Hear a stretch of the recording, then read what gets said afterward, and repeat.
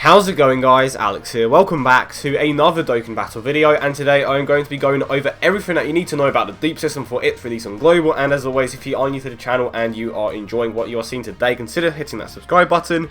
But let's go ahead and get straight into it. So the first thing that you need to know is that every single day there are a set of orbs for each type that you can collect, and you can only do it 3 times a day. Sometimes they do hold certain events where you can farm them five times a day, but that's usually during again special events or when Dokkan events are released. Sometimes they even open all the stages for the different types, and you can farm them 5 times. But today, as an example, is a tech type stage, and today is Tuesday if I'm not mistaken. So it goes agility on Monday, Tuesday tech, I want to say int is on Wednesday, then STR and physical. I could be wrong, but I'm pretty sure that is the right order.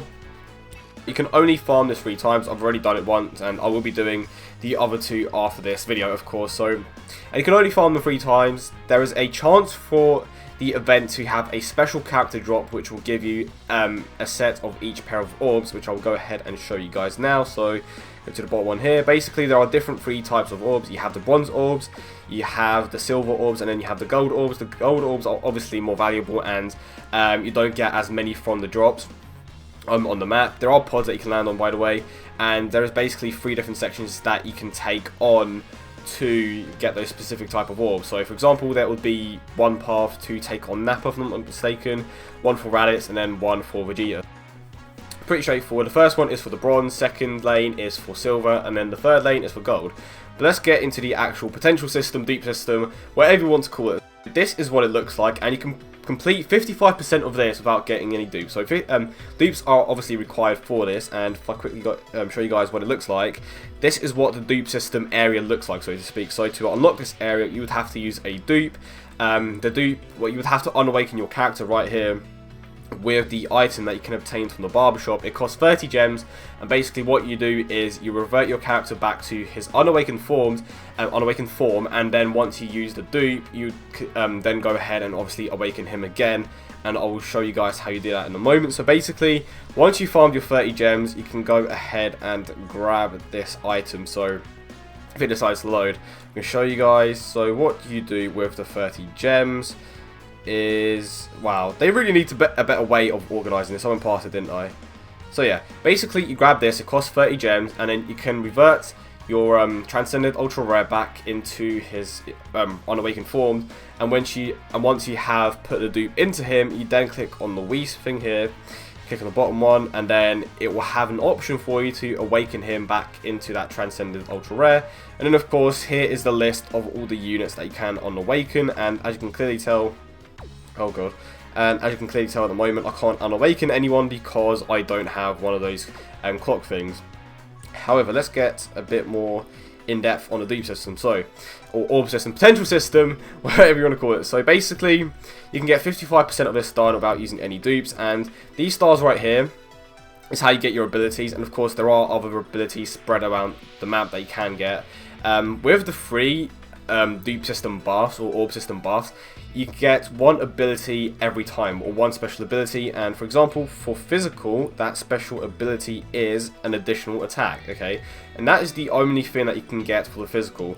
Obviously, you can get more by getting dupes, but that's something I'll go into in a moment, and I will show you guys what I mean. I'll go onto my Vegito, and I'm pretty sure that his free ability is double attack as well. If we have a quick look, yeah, there we go.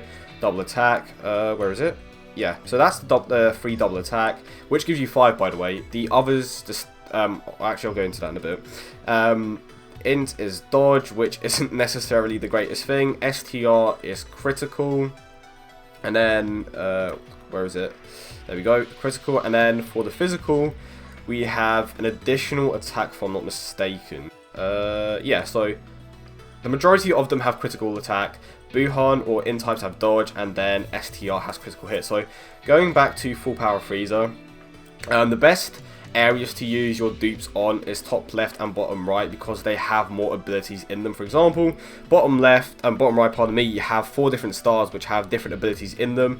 If you hold on the stars, you can see what they do. So you have 3 levels to crit and 3 levels to additional attack. For this, you have 3 levels to crit and 3 levels to dodge, 3 levels to additional and 3 levels to dodge. And then for this, you have an option for all three. You have additional dodge and critical hit, and then of course for the top left you have something similar, critical dodge, additional dodge, and then you have critical and dodge.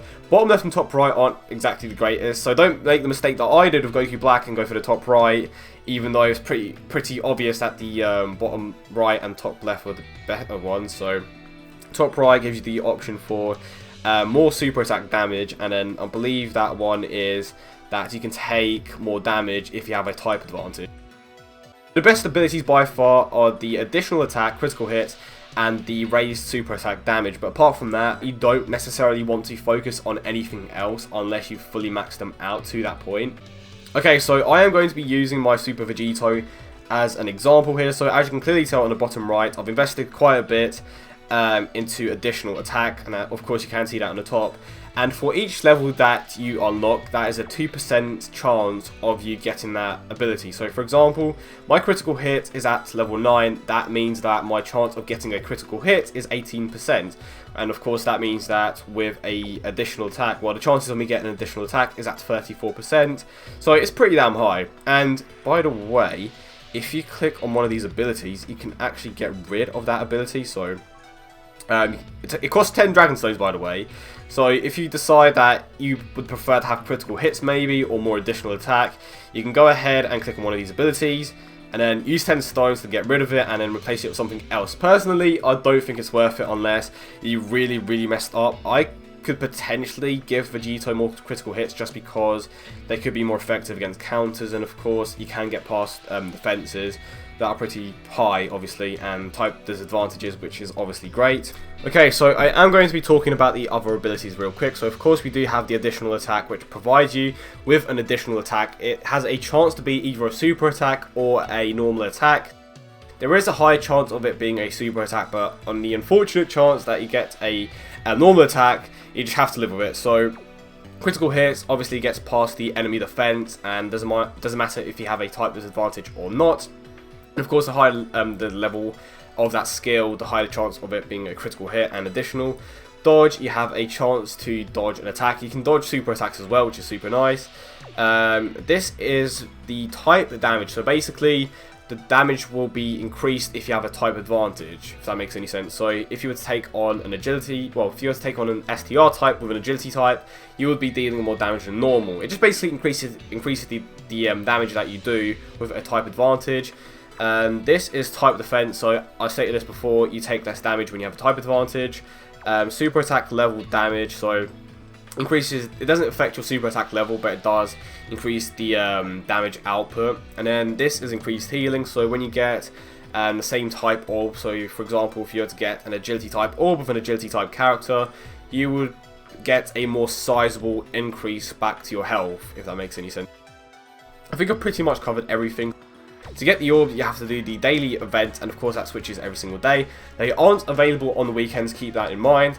And then of course if you have any dupes, you have to revert back by using the item that you can get from the barbershop, which costs 30 gems. And of course you can farm those gems from the story mode stages after stage 18. If I'm not mistaken, the best stage to farm those gems is 21-1, so keep that in mind. And then of course, once you've used your dupes, you can revert them back to their awakened form. And then of course, once you've done that, you can go ahead and start buffing your units. You can get to a total of 55% with the free orb system buffs, and then after that you will need dupes. And keep in mind that the best, I said this before, that the best areas to go to with the dupes is either top left or top right.